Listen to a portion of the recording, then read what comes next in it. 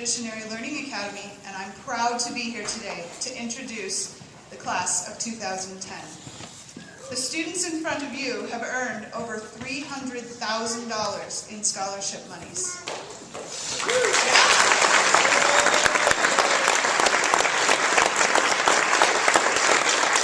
The students in front of you have been accepted to every college they applied to.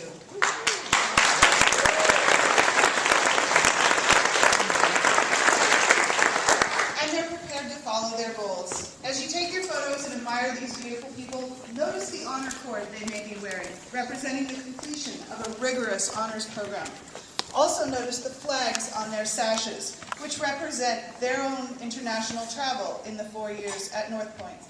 This group of pioneers have experienced being the first in the hallways, with no existing traditions, no practices, no protocols. They created their own, not always with my approval. They earned high test scores, excelling school labels, accreditation for Northpoint. These fine students and their amazing staff have made Northpoint into a great school. A vendor on campus the other day was caught in the hallway traffic jam between bells. He started chatting with some students as he fought his way to my office.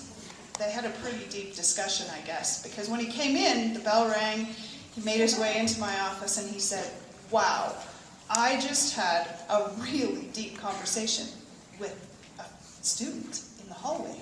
And I said, "Yeah, we have a lot of those." "No, but it was a teenager. And they actually were thinking through the discussion. You really teach these kids to think at this school." I said, "Yeah, that's what we do here. These ravens are ready to leave the nest, and they're thinkers. Thank you for being here to congratulate them on this honor."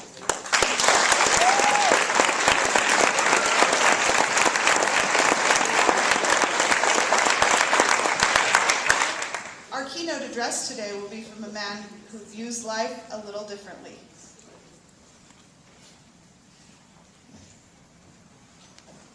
This is Mr. Kapp. Mr. Kapp views life through binoculars. He sees the future of education.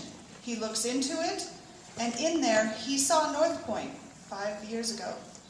And he stood behind that vision as he watched to see what was happening.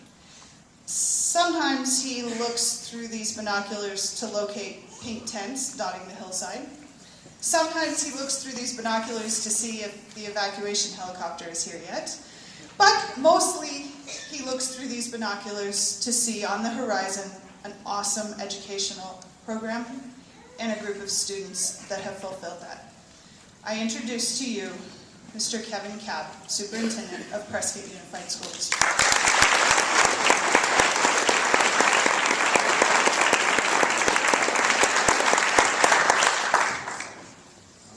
Thank you very, very much. And I didn't know we were going to be so close to each other, which is very cool. I have never been asked to give a commencement address. This is my first and most likely last. And it's interesting because you are Prescott Unified School District's first graduating class of Northpoint. And because Northpoint's moving to charter school status, you are the last. So yet again, another bond. Of the 17 graduates, 15 of you, I think, have been here from the get-go, which means I believe 15 of you were involved in wilderness experience 4 years ago. And a couple of you I know have picked up since then, but most of my comments are about you as a group of 17 seniors. So if I do focus a little bit on the past when a couple of you weren't there, it's not intended to leave you out. It's not an inside joke or anything. But I'm sure you'll pick up on it. I did make notes. I never write a speech. That's a rule I made when I was in high school, much to the chagrin of my speech teacher. But I do make notes. So let's get started on my first and last commencement address. Follow your dreams. Be anything you want to be. Reach your potential. Oh, the places you'll go, by Dr. Seuss. Congratulations, today is your day. You're off to great places. You're off and away. Okay.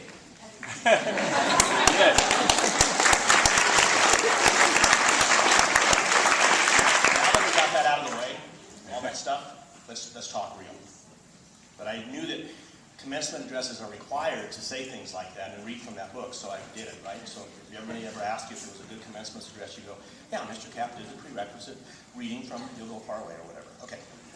We go way back, and audience, I hope you don't mind if I kind of look at them, because it is about them. So I'm not ignoring you, but I got to look at these people. We go way back.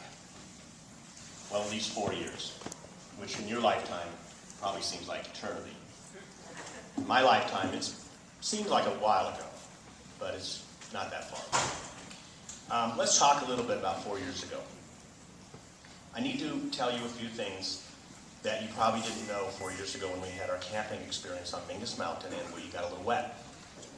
And we had some drama and excitement. I need to tell you that you were involved in the very first hike and wilderness experience on Mingus Mountain. And I need to tell you that the hike was too long. You're the only group that did that particular series of hikes. Because when Henry Dahlberg, as you know, the fellow that owns the camp, when we put together the hikes, we just put together the hike that we thought would be really cool. And it was a little much. And I just want to apologize 4 years later and get it off my chest, because there were injuries and there was people's arms and legs being poked with agave cactus, and I felt really bad at the time, and I still feel bad. So I just want to tell you that was a really long hike, but you all made it. Isn't that interesting? You all made it. I also have to tell you that the rain was really bad. And I know that I tried to be real brave and tell you it's going to be okay. You remember I kept saying, it's a memory, it's a memory. But the rain was really bad. That's about as bad as I've ever seen it up there.